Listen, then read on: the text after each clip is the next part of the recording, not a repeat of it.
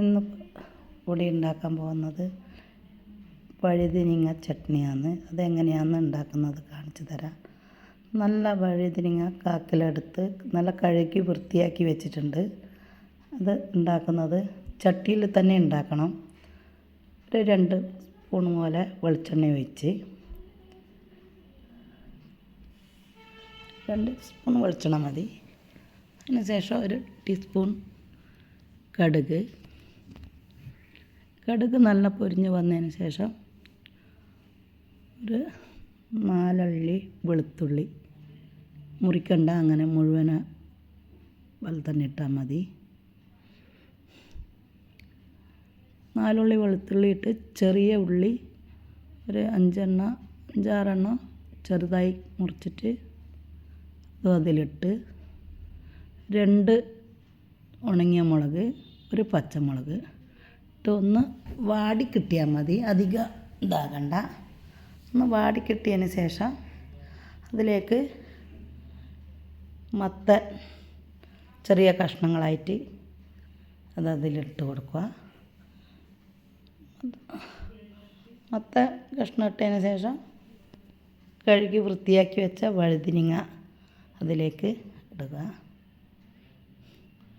നല്ല നാടൻ തക്കാളി വേണം, അതാണ് അതിന് ടേസ്റ്റ് കൊടുക്കുക. നാടൻ തക്കാളി അതിലൊരു 1/4 കിലോ പോലെ വഴുതിനങ്ങ 1/4 കിലോ, തക്കാളി 1/4 കിലോ പോലെ എടുക്കണം. ഞാൻ 1/4 കിലോയിലും കുറവായിട്ടാണ് എടുത്തത്. അതിന് ശേഷം കുറച്ച് മഞ്ഞൾപ്പൊടി, ഒരു 1/4 ടീസ്പൂൺ പോലെ മഞ്ഞൾപ്പൊടി അതെല്ലാം ഇട്ട്, മഞ്ഞൾപ്പൊടി ഇടുന്നത് കാണിക്കാൻ പറ്റിയിട്ടില്ല. അതെല്ലാം ഇട്ട് ഒന്ന് ഇളക്കിയതിന് ശേഷം കുറച്ച് അതിന് മുങ്ങാൻ പറ്റുന്നത്ര വെള്ളം ഒഴിക്കുക. ഇത് ഒന്ന് വേകാനുള്ള വെള്ളം. കുക്കറിൽ വെക്കാൻ പാടില്ല, ചട്ടിയിൽ വെച്ചാലാണ് അതിൻ്റെ ടേസ്റ്റ്. ഉപ്പ് പാകത്തിന് ഇടുക. ഉപ്പിട്ടതിന് ശേഷം ഒന്ന് ഇളക്കി വെള്ളം ഒഴിക്കുക, പാകത്തിനുള്ള വെള്ളം.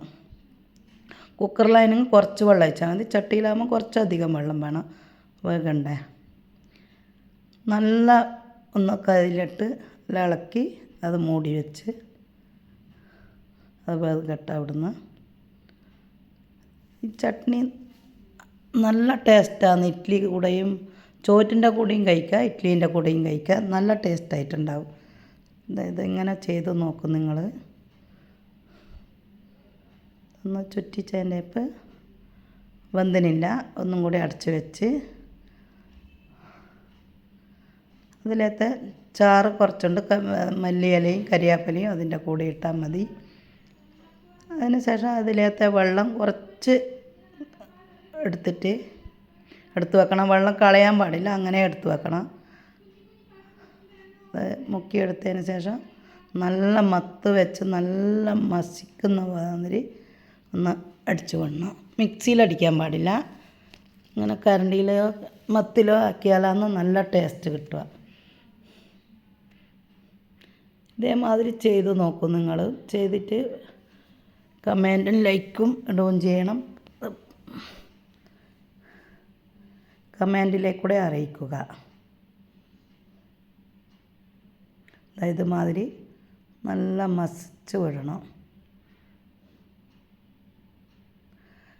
നല്ല ടേസ്റ്റാണ്. നമ്മളെ തേങ്ങാ ചട്നി, മുളക് ചട്നി എല്ലാം ആക്കുന്ന മാതിരി ഇത് കത്തിരിക്കായ വഴുതിനങ്ങ, ഇവിടെ കത്തിരിക്കായ എന്നും പറയും, വഴുതിനങ്ങ എന്നും പറയും. വഴുതിനങ്ങ ചട്നി എന്ന് പറയും.